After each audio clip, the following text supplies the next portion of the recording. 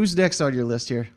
Yeah, I think Utah State taking on Alabama. I mean, Ooh. we might need to shuffle, put Utah State behind Miami of Ohio just because they're playing Alabama. I mean, anytime, of course, it's Alabama. They're probably not going to be threatened too much, but Utah State was the biggest surprise last year in the Mountain West. They were not very good in 2020. They hired Blake Anderson from Arkansas State. They won the Mountain West. They beat Washington State. They beat Oregon State. They had a really nice season, and they opened up in week 0 with a victory against UConn. They kind of struggled a little bit more than I think we all expected. They were a bigger favorite, around I think 27 points, and they only won by 11.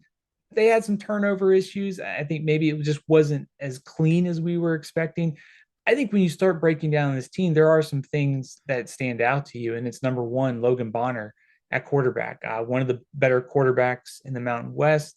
Good skill talent on the outside. They have guys like Brian Cobbs, who transferred from Maryland, Xavier Williams, who's an Alabama transfer. Skill talent's not Utah State's problem, and they did a nice job on defense last week of getting into the backfield against UConn with 9 tackles for loss. So they've played on the road against Power Five teams. I don't think they'll necessarily be intimidated, but man, this is just a tough ask for Utah State going into that environment, Tuscaloosa, to try and keep this one close.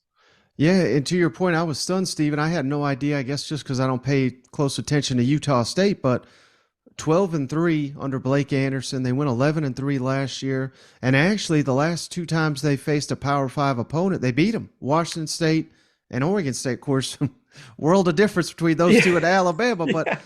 this is not a trash program by any means. So it's going to be pretty interesting that to see Alabama. I don't want to say getting tested, but at least this is not quite the cupcake that I thought it was.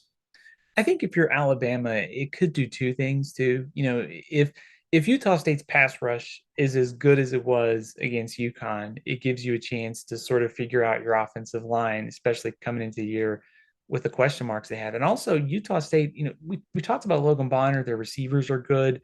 That's a group that with the Alabama secondary, as they try to figure out what the cornerback rotation looks like coming into this year, this could be at least a good test for Alabama to sort of work through some of these things. They are much better than just like playing Elon or playing Sam Houston, I think. Yeah.